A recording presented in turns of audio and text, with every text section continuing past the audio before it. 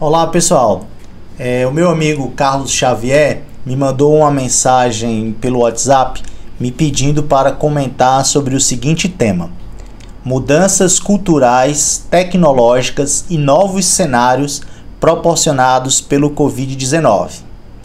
Bom, é uma provocação e um desafio muito importante, né? Tema espinhoso esse, difícil, que envolve a observação do que está acontecendo hoje, né, na sociedade e também uma certa criatividade de olhar para o futuro e tentar prever, né, tentar imaginar como é que seria esse futuro.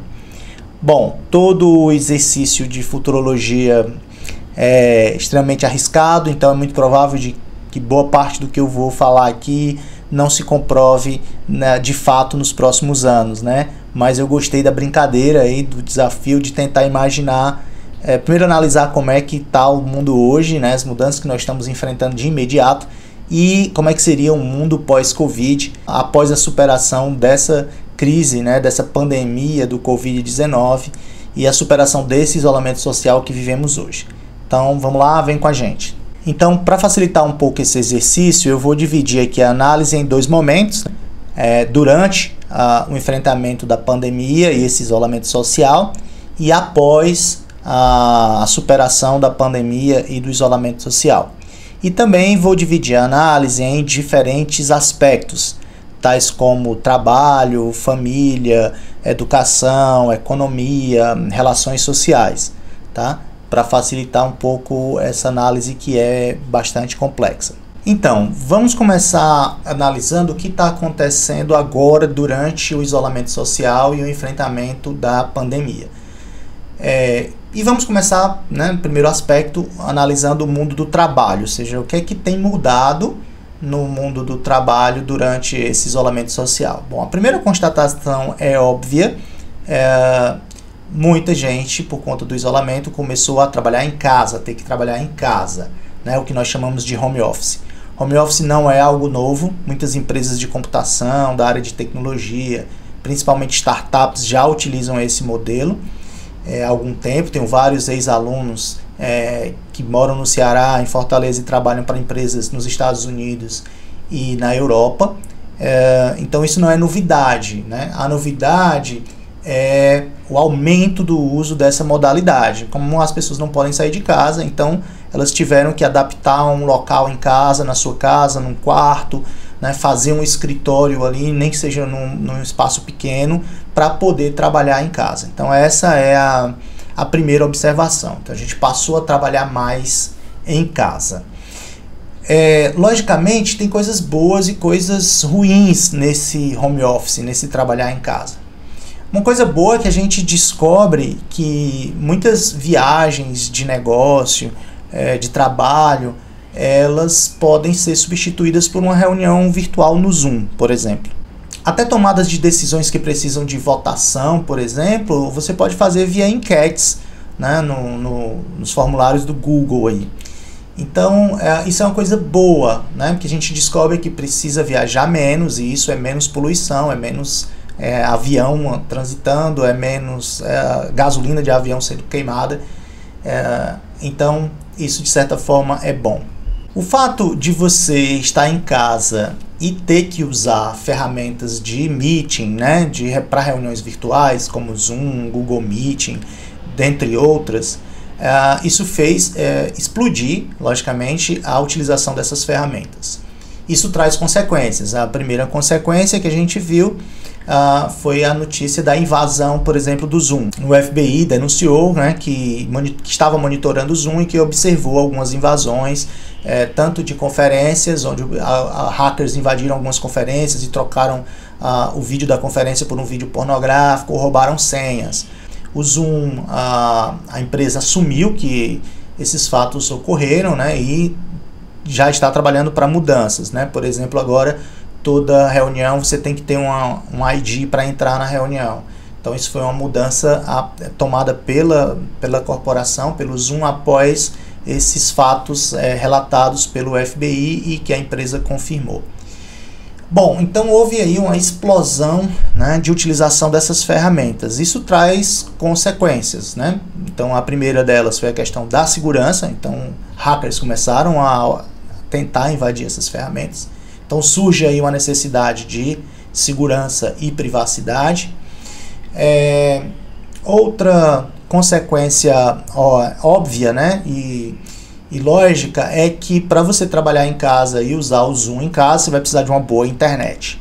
Então você vai precisar que a internet seja universalizada para que todos em suas casas possam usar essas ferramentas. Ainda sobre o home office, né, sobre o trabalho em casa, muitos empresários e gestores ainda eram contra essa modalidade, né, achando que o empregado não vai ter produtividade, coisas desse tipo. No momento que a gente passou a enfrentar essa pandemia de um dia para o outro, então muitos empresários tiveram que se organizar, né, e abraçar essa modalidade, porque não podia uma empresa estar funcionando no caso do isolamento. Principalmente o governo, né, o governo, que os gestores sempre foram contra essa modalidade de home office, de um dia para outro, para continuar funcionando, secretarias, por exemplo, tiveram que fazer uma correria, né, para comprar notebooks para os seus funcionários, para liberar seus funcionários para trabalhar em casa, para instalar VPN, por questões de segurança, para esses funcionários que vão trabalhar em casa tivessem como acessar os sistemas corporativos do governo ou da empresa. Então foi uma correria, né, para a compra de notebooks, disponibilização de notebooks para esses funcionários, e também disponibilização de VPNs. Então surgiram até alguns memes, né, engraçados na internet, o pessoal dizendo que hoje foi eu instalei 800 VPNs, né, o pessoal do suporte de uma empresa, hoje eu instalei 800 VPNs. Porque todo funcionário que passou a trabalhar em casa precisava de um computador, né, de um notebook, e precisava do acesso seguro aos sistemas corporativos, que é feito via VPN. Então isso precisava ser configurado, né, pela equipe de suporte. Essa corrida para o home office, ela também causou um comportamento interessante, né? As vendas de notebook, elas aumentaram. Então as vendas de notebook, elas já vinham caindo ano a ano, porque os notebooks vinham sendo substituídos por smartphones, né? Primeiro tablets, depois smartphones. Você até acessar e-mail e ver uma rede social pelo smartphone até que funciona, mas você acessar um sistema corporativo, por exemplo, do seu trabalho, do governo, da sua empresa, não vai rolar muito bem. Então as pessoas voltaram a comprar notebooks, as empresas começaram a comprar também notebooks para os seus funcionários. Então isso fez aumentar o volume de vendas de notebooks. Os preços também aumentaram, né, porque a demanda aumentou. Isso é uma coisa, ao meu ver, boa também, né? As pessoas descobriram que para trabalhar em casa eu preciso de algo que seja melhor do que o smartphone. Então isso movimentou o comércio de equipamentos de informática. O home office, ele tem seus desafios, então as pessoas estão começando a descobrir esses desafios. Trabalhar em casa, você tem algumas vantagens, né? Você evita trânsito, né? Não se desloca, mas em compensação você precisa ter um local adequado para trabalhar em casa, uma internet de qualidade, um computador de qualidade, um ambiente seguro. Uma coisa boa então é que muitos gestores que eram céticos em relação ao home office, eles vão perceber que essa modalidade funciona, né? Que muitos de seus funcionários podem trabalhar em casa sem perder qualidade, sem perder dedicação e a produtividade. Então isso é um lado bom. Agora, as pessoas que estão passando a trabalhar em home office vão descobrir alguns aspectos que aqueles que já trabalham em home office já descobriram anteriormente, né? Que home office tem, como tudo na vida, um lado bom e um lado ruim. Tem coisas boas e coisas ruins. Um aspecto bom, né, interessante do home office é que você tem o seu escritório na sua casa, então você não precisa pegar trânsito, né, para ir para o seu trabalho. Você pode trabalhar com uma roupa de short, por exemplo, né, com uma roupa mais leve, mais fresca. Isso é bom. Então, seu conforto para trabalhar é melhor. Uma coisa que é boa e ruim ao mesmo tempo é que o horário é flexível, então você pode fazer o seu horário. Isso é legal, né? Isso é bom por um lado, você tem flexibilidade. Por outro lado, o que acontece muitas vezes é que, como você não tem um horário de trabalho de início e fim, né, de entrar e sair do trabalho bem definido, você acaba trabalhando mais do que o que deveria trabalhar. Ou seja, acaba trabalhando mais do que trabalharia se você estivesse indo para a sua empresa ou para a sua instituição, né, para o seu local de trabalho. Isso é complicado, isso gera estresse, né? Outra complicação é que, como você está trabalhando em casa e tem um horário flexível, você acaba misturando os horários das tarefas de trabalho com as tarefas domésticas, né? Com as tarefas que você precisa ter na sua casa. Então, por exemplo, eu que agora estou em home office, né? Começo a trocar meus horários, porque eu acordo de manhã e aí tem um monte de tarefa doméstica para fazer. Eu tenho que lavar a louça, eu tenho que fazer o café da manhã, eu tenho que preparar alguma coisa para o almoço. Então, boa parte do tempo da minha manhã eu gasto em tarefas domésticas, né? E é porque eu não tenho filho pequeno. Quem tem filho pequeno vai ter que cuidar do filho, né? E aí isso já muda o teu ritmo de trabalho, né? E aí eu acabo trabalhando mais à tarde, já à noite, e aí acabo entrando pela madrugada. Então, por exemplo, isso é o que está acontecendo comigo.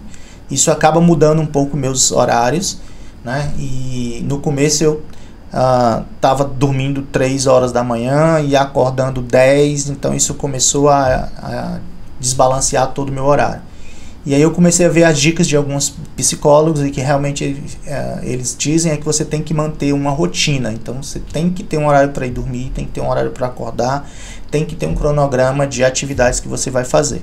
Isso é difícil no começo, é muito difícil porque, principalmente porque na sua casa você vai ter filhos que vão estar em horários diferentes do seu, vai ter esposa que vai estar trabalhando em um horário diferente do seu, porque ela tem o próprio home office dela, com outros horários, reuniões em diferentes horários.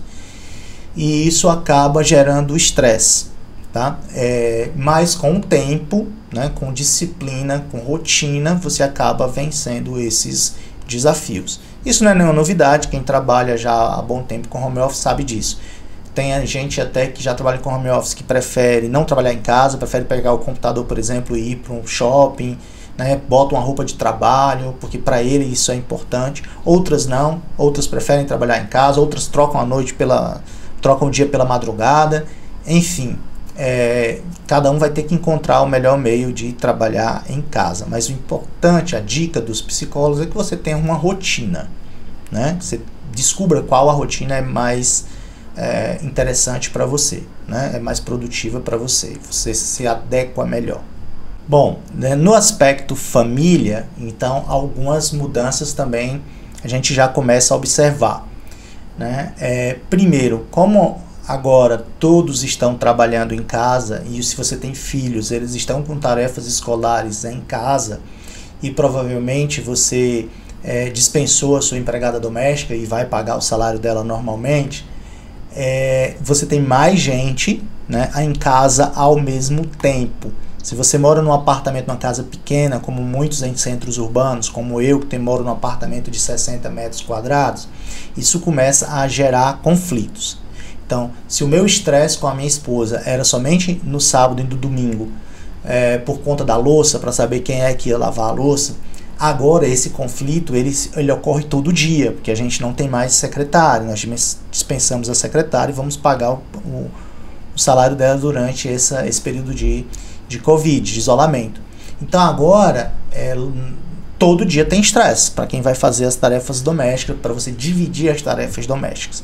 Então isso é natural. A boa notícia é que com o tempo isso vai se acertando. Então hoje, por exemplo, as minhas discussões com a minha esposa já diminuíram muito.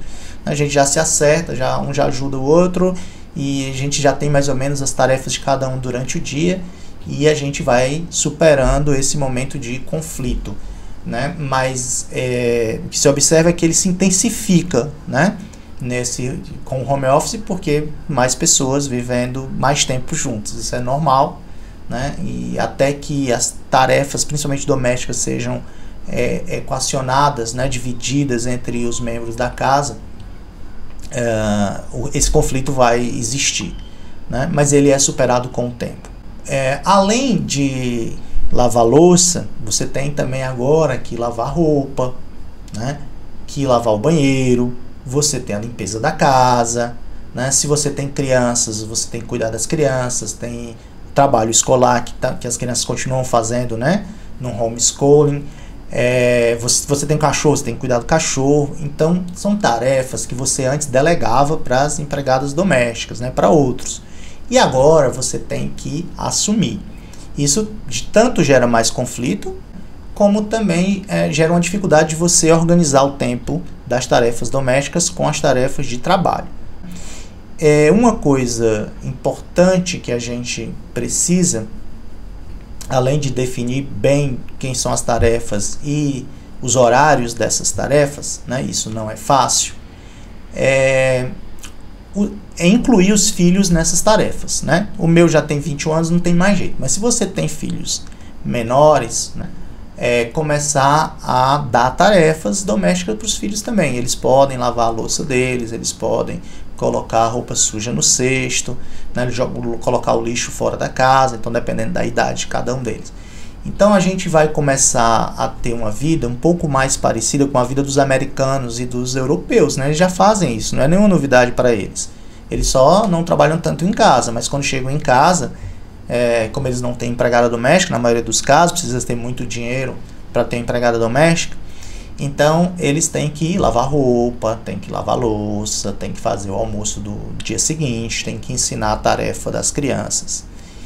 Então nós que queríamos tanto ter uma vida de primeiro mundo, né, de viver como se vive nos Estados Unidos e na Europa, agora nós estamos tendo a oportunidade. O bacana é que a gente vai descobrir que é possível fazer as tarefas domésticas. Algo que no começo você acha completamente impossível, acha que não vai dar conta, né? Você dá conta. Se você se organizar com sua esposa, com seus filhos, com sua família, você vai ver que dá conta. É bom? Não. Né? Ninguém quer fazer esse tipo de tarefa, até porque tira, por exemplo, o tempo de sua tarefa de trabalho, de sua convivência com a família, mas ela precisa ser feita e de certa forma ela é bom porque te leva a fazer um trabalho que engrandece também, né? Até para você valorizar as pessoas que faziam esse trabalho anteriormente. Então aproveite, né? Eu sei que ninguém gosta de fazer tarefa doméstica, mas vamos tentar aprender com essa necessidade de fazer tarefas domésticas. E talvez a gente até no futuro, ou em vez de uma empregada doméstica, passe a ter uma diarista, ou em vez de ter uma diarista a gente assuma as tarefas domésticas. Não sei, mas acho que a gente pode aprender muita coisa com as tarefas domésticas. Um aspecto negativo que já vem sendo vinculado nos meios de comunicação é o aumento da violência doméstica, né? Logicamente, como agora casais que já tem seus problemas, né, de relacionamento vão conviver mais tempo e em isolamento, né, meio no Big Brother, né, confinados num local, num espaço em geral pequeno, então isso realmente tende a aumentar a violência doméstica e tem que ser tratado como violência. Então houve casos, tem que denunciar mesmo, tem que chamar a polícia, chamar os órgãos competentes. Mas eu acredito que também isso é por conta dessa novidade, de uma hora para outra a gente tem que conviver mais tempo e que com o passar dos dias, dos meses, isso vai diminuindo também. Essa é a minha esperança, torço por isso. Bom, vamos para a economia agora, né? Na economia, a primeira coisa que a gente observa é uma explosão da utilização dos sistemas de entrega e de compras virtuais. Mas isso não é nenhuma novidade. Não, né? Rappi, iFood e várias outras empresas de entrega já eram bastante utilizadas, né? A gente já tinha começado a utilizar bem esses sistemas, esses serviços, né? O que a gente observa é um grande aumento na utilização desses serviços, tanto de entrega como de compras virtuais. Mas compras virtuais a gente também já fazia. É verdade, a gente já comprava pelo Mercado Livre, ou pela Americanas, ou pela Amazon. O problema a questão agora é que esse tipo de compra e esse tipo de serviço, ele vai ser universalizado, com todo mundo dentro de casa tendo que sair menos. Então, você vai partir para usar mais esses serviços, tá? E fazer essas compras virtuais. Então não é novo, não é novidade. A novidade é a massificação da utilização desses serviços, tanto de entrega como de compras virtuais. E muitas empresas que não estavam preparadas para trabalhar desta forma estão tendo que se organizar numa correria enorme. Por exemplo, o MST sempre faz uma feira de produtos orgânicos e agroecológicos no segundo sábado de cada mês no Centro Frei Humberto. Bom, em tempos de isolamento social não pode ter feira. Então, como é que os produtores vão vender, né, os seus produtos? Em geral, são produtores de agricultura familiar, produzem pouco, né, e precisam vender esses produtos para o seu sustento. Como é que você vende isso sem uma feira? Então, o MST está utilizando um formulário no Google Forms, onde você tem a lista lá de produtos, você escolhe qual produto que você quer, a quantidade, e você, no sábado, que era o dia da feira, você vai poder passar em frente lá ao Centro Frei Humberto e pegar o seu pacote, sua cesta de compras e pagar. Ou se você não quiser, você vai receber em casa, né? Não sei como eles vão resolver a logística, mas eles estão tendo que se adaptar a esse novo momento. Outro aspecto é a venda por WhatsApp e Instagram, né? Isso também já era feito, muitas empresas, principalmente pessoal que vende artesanato, arte, né? Se vendia muito por WhatsApp e Instagram, e isso vai se intensificar. Não é novidade, mas vai se intensificar. Já era uma tendência, vai se consolidar. A novidade é que a gente está descobrindo que eu não preciso ir no supermercado para fazer determinadas compras. Eu não preciso ir no supermercado para comprar detergente, eu não preciso ir no supermercado para comprar álcool gel. Posso usar um aplicativo, selecionar o produto e esperar o produto em casa e pagar com um cartão de crédito, né? Então, alguns hábitos eles tendem a mudar, né? Eu sempre fiz compras online, mas, por exemplo, o supermercado eu sempre gostei de ir no supermercado, né? De escolher os produtos, ver os produtos. Mas agora que eu não posso sair, eu estou descobrindo que é muito prático. Você pegar um aplicativo, escolher os produtos e receber na sua portaria, né? Sem precisar sair de casa, sem ter estresse com engarrafamento, né? Menos um carro na rua. Isso vai aliviar o trânsito. Então, é muito provável que as pessoas se acostumem com esse tipo de serviço que você não usava antes, né? Ou não na mesma... Você começa a usar mais aquilo até que você já usava. Nós estamos descobrindo também que eu não preciso sair de casa e pegar um engarrafamento, gastar gasolina e me estressar para ir num psicólogo, por exemplo. Que bacana ver muita gente fazendo terapia pelo Zoom, pelo computador, pelo telefone.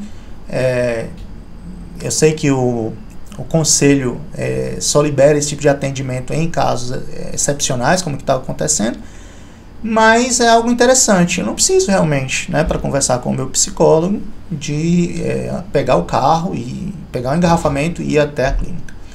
Se eu tenho uma aula, por exemplo, de reforço, né, eu não preciso pegar meu carro e deixar meu filho na aula de reforço. Ele pode fazer essa aula de maneira virtual por uma ferramenta como o Zoom ou outra ferramenta de ensino. Então, isso é algo que a gente está descobrindo nesse momento. E muitas empresas, elas estão começando a se adaptar e vão ter que se adaptar. E é legal porque o capitalismo ele vai se reinventando, ele vai se modelando. Por exemplo, eu precisei comprar um ventilador e todas as lojas estão fechadas, né? Não é um serviço essencial vender ventilador. Então, procurei, se eu fosse comprar pela Americanas ou pela Amazon, ia demorar um tempo, né, para esse cara chegar. E aí eu liguei para as Casas Freitas. Vocês fazem entrega? Cara, até ontem não fazíamos, mas estamos começando a fazer agora. Então, fiz o pedido, né, o cara veio com a caixa do ventilador, entregou na minha portaria, eu passei o cartão, veio com a maquineta do cartão, passei o cartão e comprei um ventilador. Outro exemplo interessante é do grupo de treinamento funcional que a minha esposa participa com o professor Henrique. Abraço, professor Henrique. Com o isolamento social, né? Antes do isolamento social, eles faziam esse treinamento na praia, olhando para o mar, olhando para a lua, muito massa. Nesse momento não dá para fazer. Então, como é que eles estão fazendo? A aula está sendo transmitida via Zoom, Cada um faz o exercício na sua casa. Como as pessoas não têm equipamentos, o professor Henrique tem que adaptar os exercícios, né, para fazer utilizando o peso do corpo e não pezinhos ou outros equipamentos mais sofisticados, e até mesmo equipamentos que você tem em casa, sei lá, um saco de feijão, um saco de arroz, uma mala, uma cadeira. Então, você pode fazer o seu treinamento funcional em casa. Eu já vi gente fazendo aula de pilates da mesma forma, pilates solo, e na hora de pagar ele emite um boleto, você paga, ele recebe pelo Nubank, ok, nem saiu de casa. Uma coisa que muita gente está comentando é que talvez, pelo fato da gente não ir em um shopping ou não ir em uma loja, nós nos tornemos menos consumistas. Ou seja, se eu estou em casa e vou comprar alguma coisa, vou pedir alguma coisa para ser entregue na minha casa, provavelmente você vai pedir só aquilo que você está precisando, só aquilo que você já estava pensando em comprar. Diferente de quando você vai num shopping ou numa loja e você não está precisando de um determinado produto, mas você vê uma promoção, uma oferta e você acaba comprando. Então, talvez saiamos dessa pandemia menos consumistas. Tomara que isso seja verdade, né? Tomara que isso se concretize. A gente está percebendo, por exemplo, como disse o Cortella, Mário Sérgio Cortella, numa live há pouco, que aquele par de sapato que eu não comprei, ele é menos importante do que o abraço que eu não dei nos meus pais. Então a gente está começando a perceber esse tipo de coisa. Isso certamente traz um impacto para a economia, para o capitalismo, né? Porque você consome menos, você está comprando menos produtos supérfluos, desnecessários. Isso vai ter um impacto direto na produção, nos empregos. É muito provável que a oferta de emprego diminua, a gente tenha um aumento do desemprego, é muito provável que os salários diminuam, mas por outro lado é muito provável que isso traga um benefício para o planeta, né? Um benefício ecológico muito grande. Então você tem uma quantidade menor de carros trafegando, você tem uma poluição menor, você tem menos lixo, então você vai poluir menos os rios, os mares, as lagoas, vai ter menos CO2 na atmosfera, então é possível que o planeta ele respire um pouquinho mais aliviado. Bom, se isso se confirmar e a gente tiver menos emprego, salários menores, é provável que a gente opte por uma vida mais austera, como em muitos casos se vive na Alemanha e na França, por exemplo, onde as próprias pessoas optam por uma vida mais austera. Outra tendência que eu estou observando é o uso ainda cada vez menor de dinheiro em papel, dinheiro em moeda, né? Cada vez mais você vai usar os meios eletrônicos. Então tenho observado que nas poucas vezes que eu tive que sair de casa com toda a proteção para comprar alguma coisa, tinha alguns pedintes no sinal e eu não tinha moeda, eu não tinha dinheiro trocado para dar, né? Por quê? Porque eu estou usando menos dinheiro. Você usa menos dinheiro. Então você não tem dinheiro em papel nem dinheiro em moeda. Outro aspecto que talvez ocorra é que, observando que nós estamos poluindo menos e que os rios, os mares, as lagoas, né, estão ficando menos poluídos e assim mais agradáveis, mais propícias para que nós aproveitemos esses recursos naturais, isso talvez abra nossa consciência para a importância de preservar a natureza. Então talvez a gente desenvolva uma consciência ecológica um pouco maior. Eu espero que isso aconteça. Então, como eu falei anteriormente, o capitalismo ele se reinventa. Então algumas ideias muito interessantes têm surgido.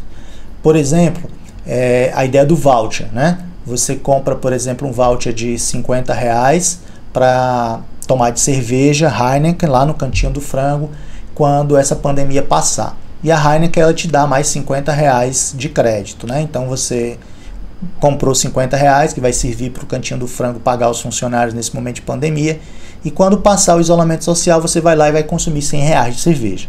Então a cervejaria ela está um pouco sustentando, né, esse prejuízo que os seus vendedores vão ter durante esse tempo. Então essa é uma ideia bem interessante.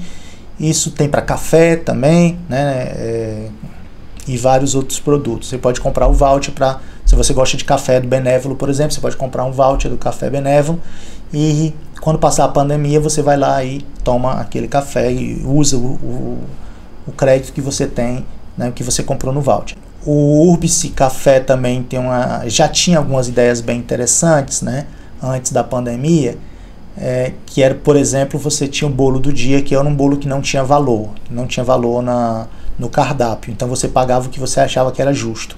Então se você achava que o bolo vale R$5, você pagava R$5. Se você achava que ele vale 7, você paga 7. Tá? Isso é uma forma de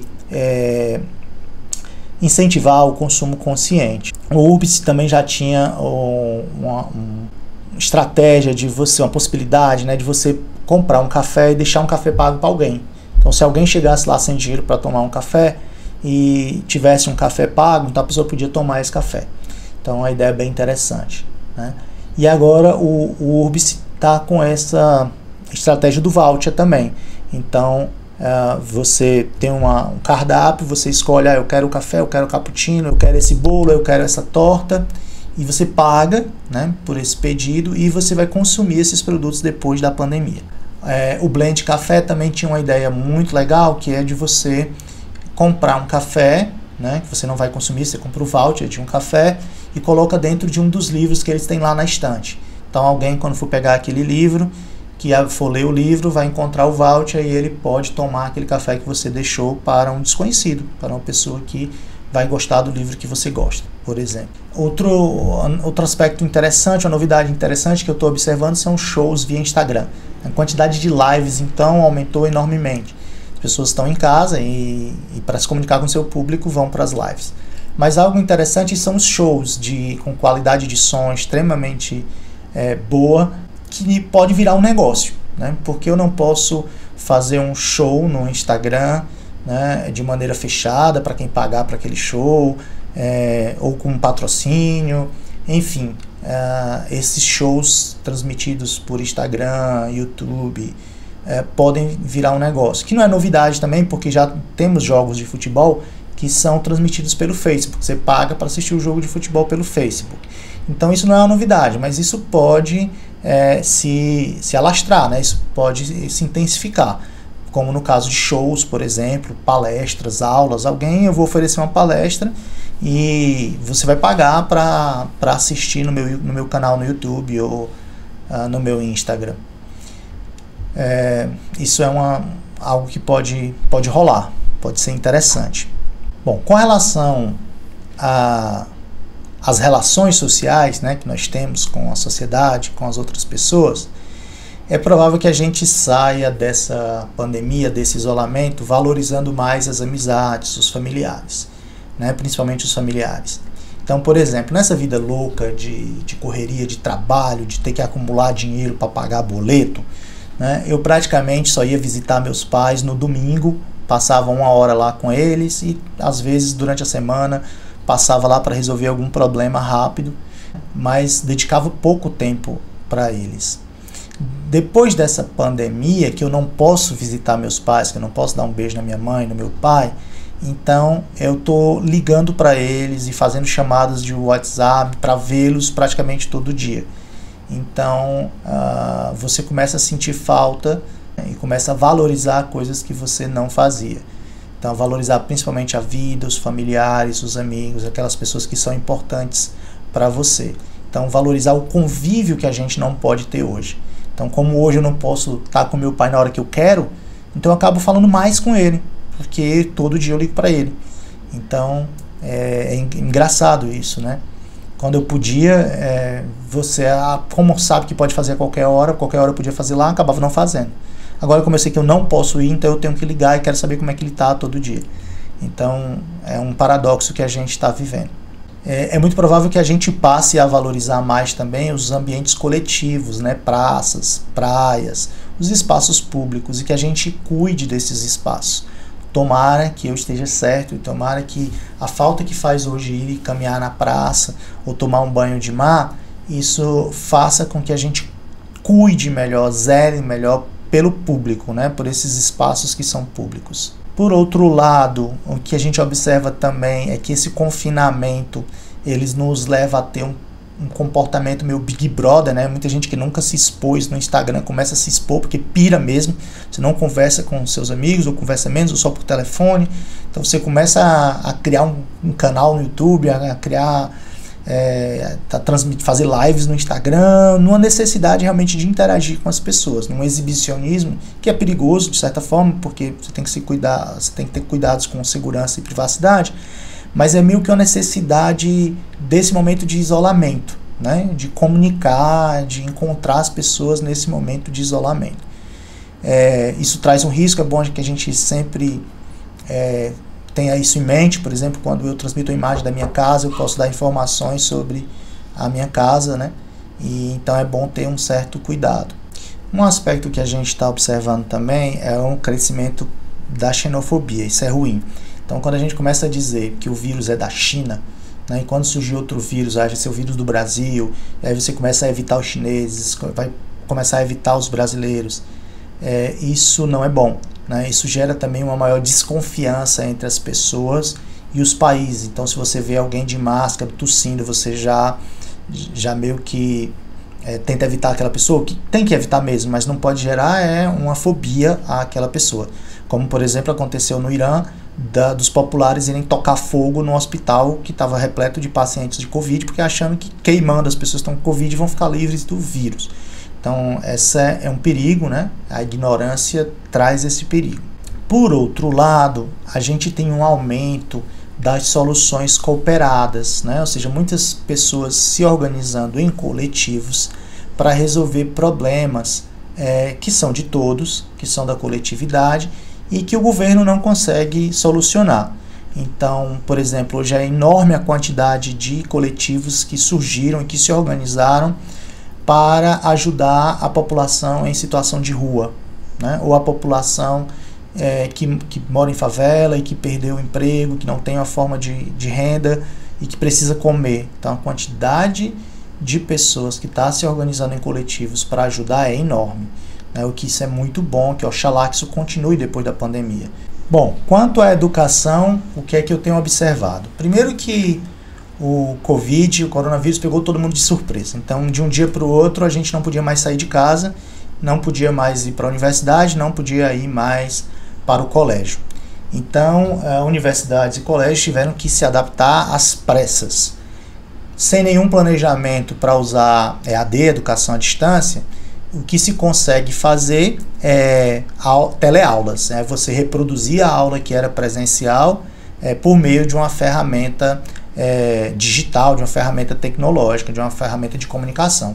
Então, a grande maioria dos colégios e universidades fazendo aulas pelo Zoom, isso faz a utilização do Zoom explodir, questões de segurança, como eu já falei,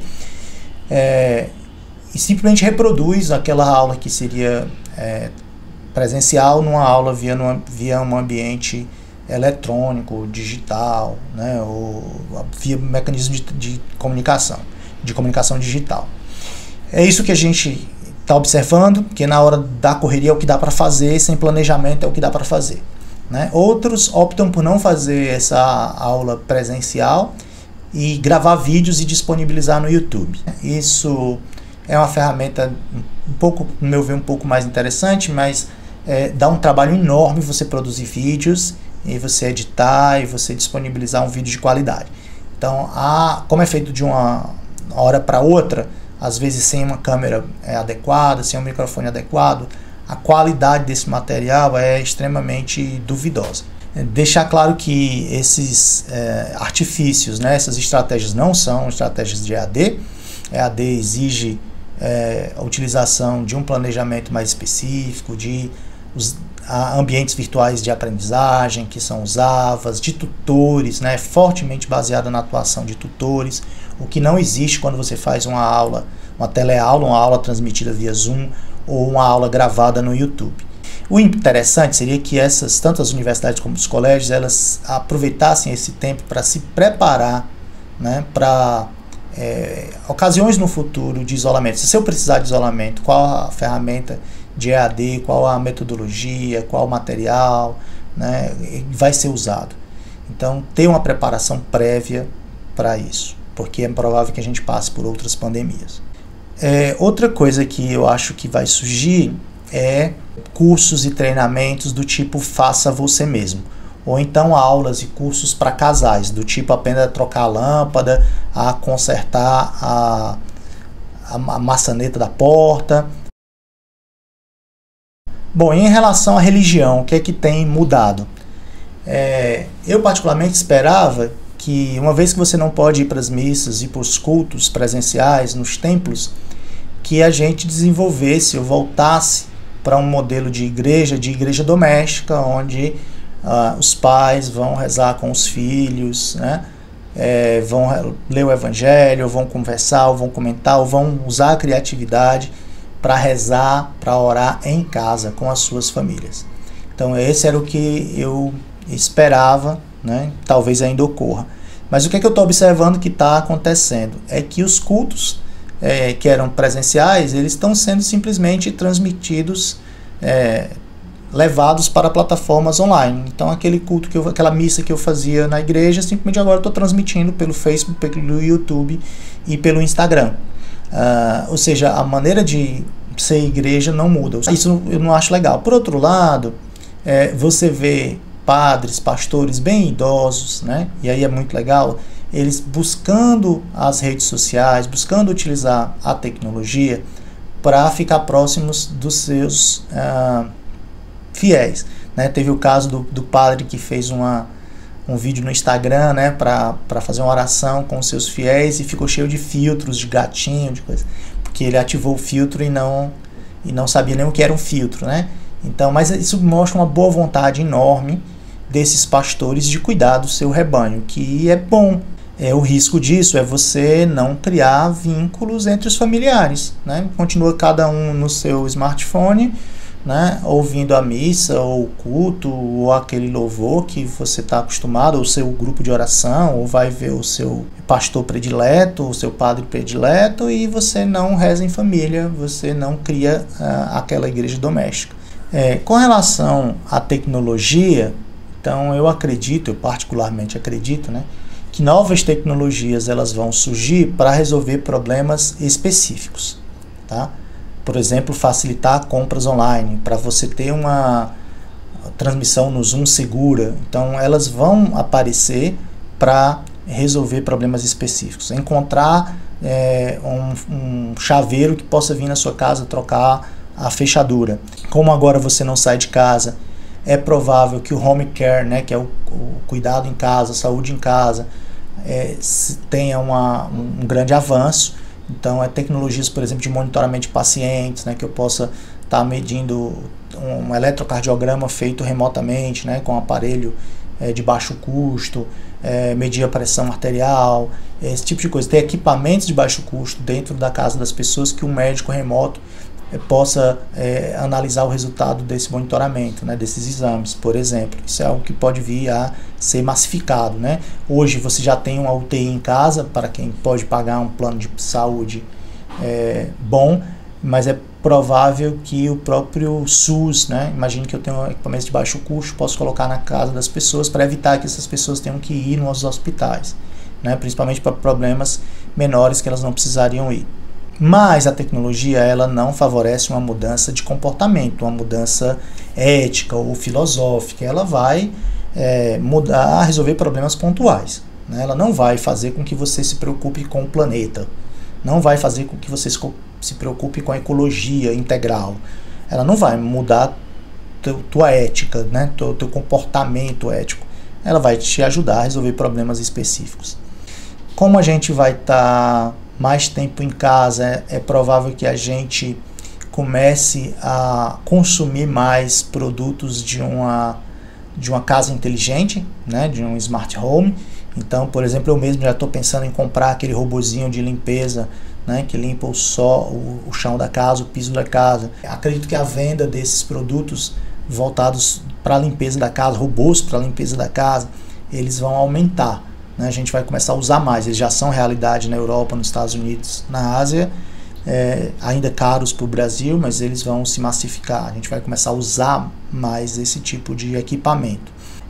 Outro aspecto que eu entendo é que aqueles que podem, né, têm dinheiro para, vão começar a procurar apartamentos e casas maiores, lares maiores. Como você vai passar mais tempo dentro de casa, né, que tem um espaço que permita que você viva e que você trabalhe, né, na sua própria casa.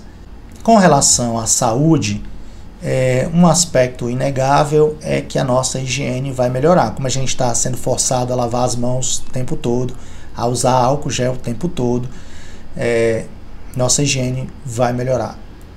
Essa necessidade, né, de estar lavando a mão o tempo todo, estar usando álcool gel o tempo todo, vai aumentar logicamente a demanda por água e a cobrança por serviços de saneamento básico. Com relação à alimentação, eu observo um paradoxo, né? Ao mesmo tempo que você está em casa e você está fazendo a sua própria comida, em geral, uma possibilidade é você fazer a sua própria comida. Se você faz sua própria comida, é muito provável que ela seja mais saudável e é muito provável que você coma menos. Então, nesse aspecto, é possível que você tenha uma saúde melhor. Agora, fazer comida em casa dá trabalho. Então, há aquelas pessoas que vão optar por pedir comida pronta, né? Comida em saquinho que você só esquente, como as delícias da Soul Chef, por exemplo. Isso para economizar trabalho em casa e você poder se dedicar ao seu trabalho de home office, no seu escritório, que é na sua casa. Mas você não quer ter menos atividade doméstica, então você não quer fazer a sua comida. Está optando por um comodismo, né? Para esse tempo que você não está trabalhando ser um tempo mais de lazer, sei lá, que você possa gastar em outras coisas. Nesse caso, quando você come comida industrializada, apesar de existirem fornecedores como a Soul Chef que são comidas saudáveis, então você tem a possibilidade de comer comida saudável, mas há aquelas pessoas que podem optar por comer fast food, por comer comida pronta, industrializada, o que é um perigo, né, para a saúde. Então, nesse aspecto, eu acho que tem uma parte da população que vai optar por uma comida mais saudável e uma parte da população que vai optar por uma comida instantânea de fast food pronta, menos saudável. O isolamento ele traz problemas psicológicos, ele aumenta a ansiedade, muitas pessoas aumentam o consumo de álcool, né? Muitas pessoas vão fazer menos exercícios e acabam ficando obesas, e isso tudo, toda essa mudança da noite para o dia, né? Algumas pessoas passam a trabalhar de madrugada e a dormir de dia. Então, a necessidade por um suporte psicológico ela vai ser maior. Com relação a passar o dia dentro de casa, se a gente não tem como fazer exercícios ao ar livre, às vezes a gente fica desmotivado a fazer em casa e é muito provável que isso aumente a procura por personal trainers que passem o treino por Instagram ou pelo Zoom, mas que fiquem te acompanhando durante todo o treino, né, que você faz em casa. Então, a demanda por esse tipo de serviço eu acho que aumenta. Mas, professor, e pós-pandemia? Isso tudo é o que a gente está observando agora durante esse enfrentamento da pandemia, enquanto estamos enclausurados em casa, né, no isolamento social. Mas e após? Como é que seria esse mundo? Bom, é bem difícil imaginar como é que seria esse mundo, mas eu consigo imaginar alguns riscos, né? O primeiro risco que eu vejo, que é um risco que eu considero elevado, é que nesse momento de abertura a gente volte a querer viver exatamente como a gente vivia antes. O que não vai ser possível, porque é muito provável que para enfrentar o Covid a gente alterne momentos de isolamento e de abertura, isolamento e abertura, né? Porque é provável que tenham reinfecções. Então, nesses momentos de abertura pode ser que a gente tente viver exatamente como a gente vivia antes e deixe de fazer o trabalho doméstico, por exemplo.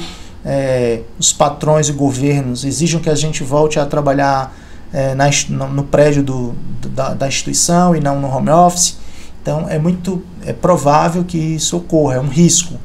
Passou a Covid e tudo que a gente aprendeu com a Covid a gente joga fora e volta a viver como nossos pais, como diria Belchior. Outro risco é o risco de você querer reproduzir o mundo que nós tínhamos no mundo digital.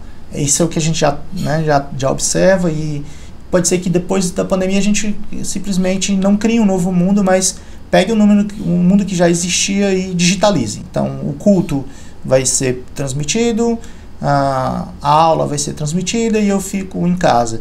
Mas é exatamente o mesmo tipo de culto, o mesmo tipo de aula que a gente tinha antes. Isso é um risco. Outro aspecto que eu acho que pode mudar, o que a gente pode perceber depois da pandemia, eu espero que isso aconteça, é que a gente volte a confiar na ciência, na imprensa, né? Que a gente volte a valorizar a arte e os serviços públicos. A arte, que é o que está fazendo a gente não pirar nesse momento de isolamento, e os serviços públicos como o SUS, como a Dataprev, que fez esse sistema para as pessoas receberem o auxílio, né? As pessoas que estão desempregadas, receberam o auxílio, fez o sistema funcionar em uma semana. Então a gente comece a valorizar novamente o servidor público, os serviços públicos, os artistas e principalmente valorizar os cientistas e a imprensa, os cientistas que trazem as soluções que enfrentam de fato, né, o problema, as doenças, e a imprensa que traz a notícia correta, confiável. Bom, como eu falei, são só observações minhas, da minha própria experiência, né? Não sou filósofo, não sou sociólogo, então é a observação de um recorte da realidade, que é o recorte que eu vivo. Né? A minha experiência talvez seja a sua, talvez não, mas eu tentei dar algumas ideias aqui para o meu amigo Carlos Xavier. Se você gostou do vídeo, clica no sininho, se inscreve no canal, dá um joinha, compartilha, marca os amigos e até o próximo episódio.